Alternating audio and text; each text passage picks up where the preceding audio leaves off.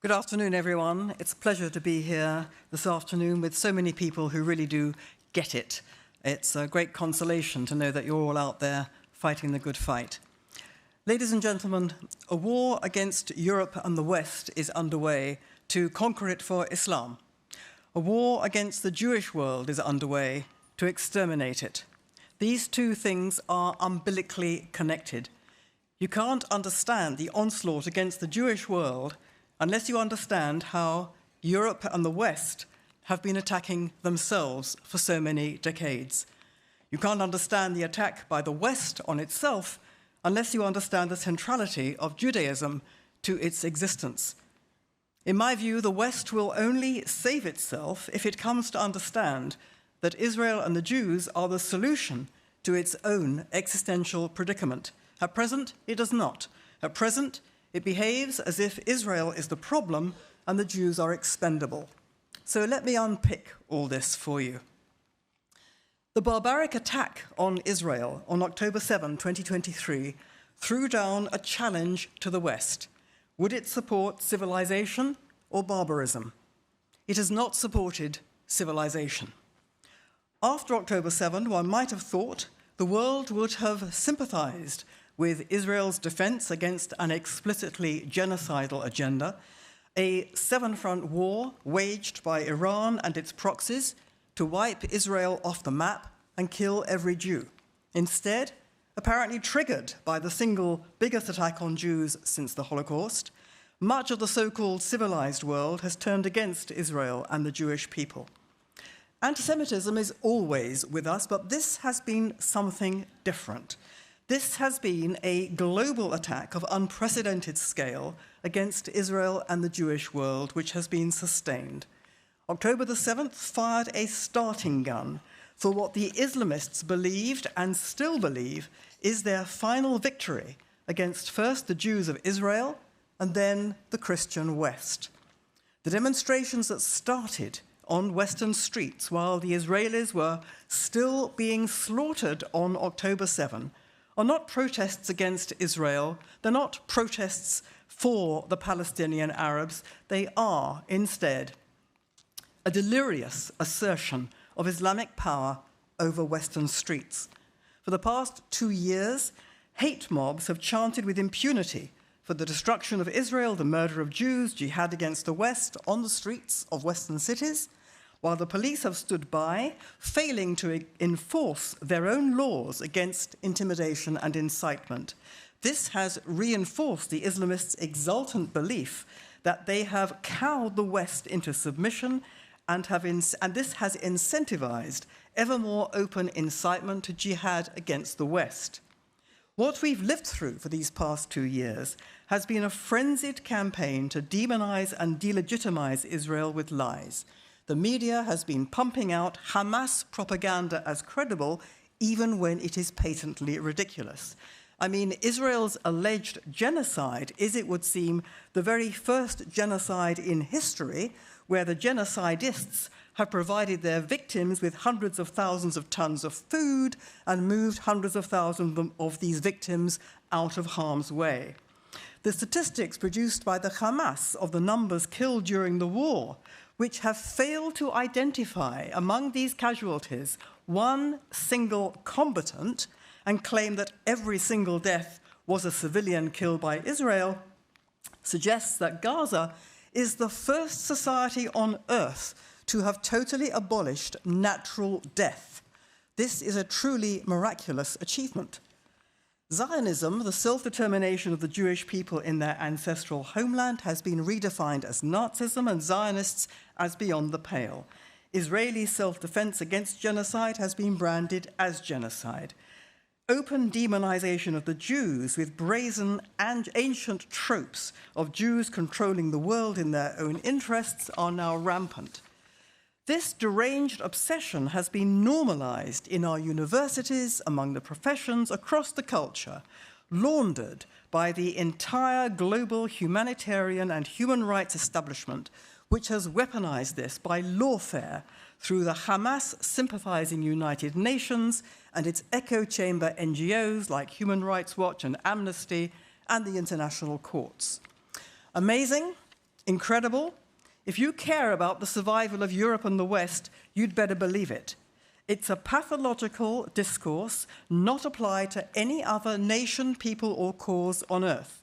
An unholy alliance between Islamists, those forces of Islam who believe in holy war to Islamize the world, and progressives who make common cause with them in their hatred of Israel and Jews and their hatred of the West. The result has been a physical and verbal onslaught on Jews in Britain, in France, in the Netherlands, and in really every Western country where the Islamo-leftist alliance holds cultural power. Now, instead of calling all this out as an unconscionable war against the Jews and upon civilization, Western governments have been fueling it. The United Kingdom, France, and others have parroted the lies about famine, starvation, disproportionate killing by Israel.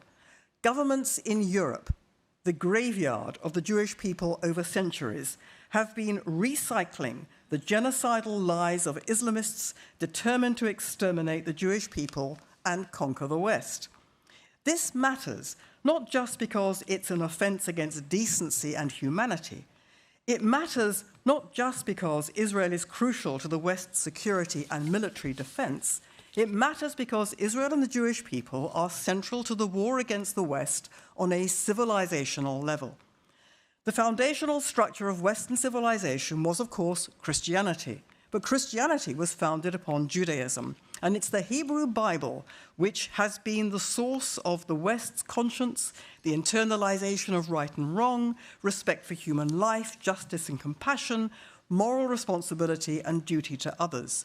Today, these principles have been replaced by ideologies all about putting the individual first. After a decades-long attack on core Western values that are rooted in the Bible. This has destroyed truth and morality. It's replaced truth by power. Objective truth was abolished. Everything is instead relative, a matter of subjective opinion. Feelings and emotion have trumped facts and evidence. If there's no truth, there can be no lies. So lies about Israel are believed as truths, and truths are dismissed as mere opinions of the partisans of a cause deemed illegitimate. Cultural relativism means you can't say the West is better than any other culture. The West was born in the original sins of colonialism and exploitation. The Western nation and its culture are seen as a source of division, prejudice, and war. These have to be replaced by universalism, representing the brotherhood of man. But the West's core values are not universal at all. They are deeply particular, rooted in biblical values. This unprecedented onslaught against the Jews has occurred because the Jews are central to Western civilization, a culture against which the West's educated classes have themselves venomously turned. In other words, October the 7th turbocharged the West's decades-long process of cultural suicide. This vacuum that has been achieved has been exploited by the Islamists. The Islamists understand very well that the Jews are central to the West, as they repeatedly say, first we'll destroy the Jews, then the Christians. And this program is well underway throughout the West, throughout Europe, with only a few exceptions in Eastern Europe. Europe is losing its identity through mass immigration, particularly of Muslims who refuse to integrate and who expect Western cultures to adapt to Islam instead. Many Western Muslims are model Western citizens, but an enormous and unsustainable number are not. The West's reaction is to ignore this and submit to it. It denounces any attempt to call it out as Islamophobia. Why does the West behave like this? First of all, it's fear. The numbers are very large, the threats of violence are explicit and backed by actual terrorism. Second, for decades, the West has told itself that it's racist to think people from the developing world can do anything wrong. The default position of the Western liberal is that people from the developing world are oppressed by the West. They are therefore victims. Because they are victims, they can do no wrong, while the West, being their victimizers, can do nothing right.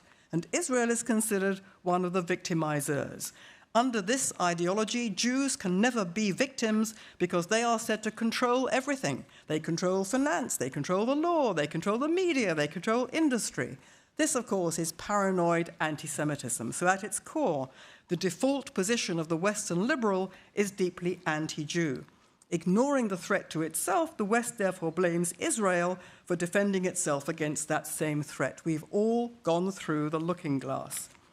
Islamists understand the West far better than the West understands itself. Islamists understand that religion is the moral scaffolding of a culture. Without it, that culture collapses. Now, the key bridgehead in this has been support for the Palestinian cause, the default position for every Western progressive and which is treated as their badge of conscience. Palestine cause is the destruction of Israel. Look at their maps, their emblems. Palestine is the whole of Israel. That's what they want. Listen to what they teach their children, to hate and murder Jews, not Israelis, Jews. Observe their Nazi-style demonization of Jews as rats or snakes or octopuses, monstrous demonic figures said to be secretly controlling the world in their own interests. This is why many Jews in Britain and the rest view the forest of Palestine flags on their street as a forest of Nazi flags. The Palestine cause, in my view, has corrupted Western discourse and thinking.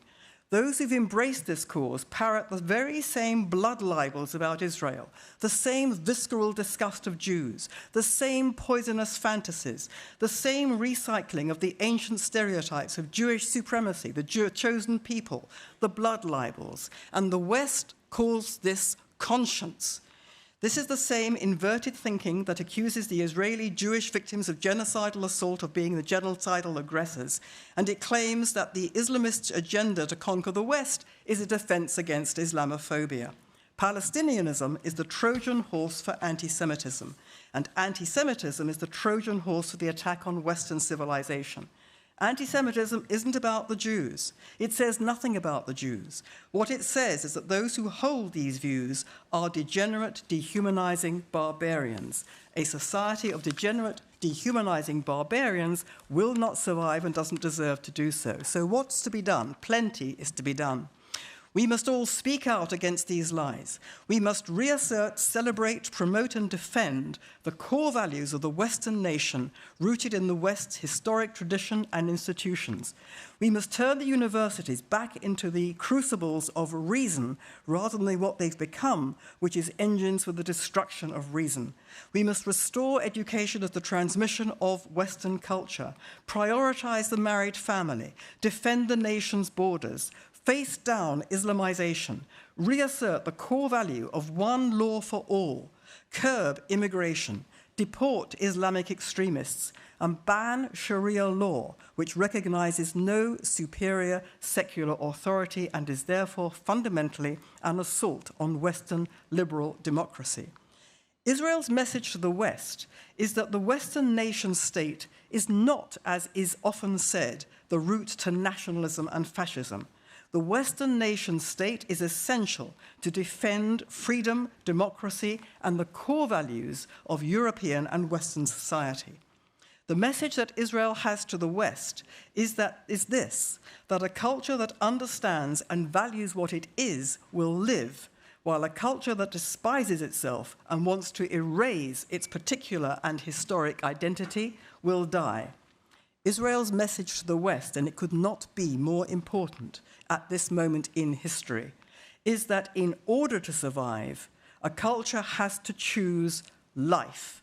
This is a lesson that Europe and the West, I'm afraid, have yet to learn. Thank you very much.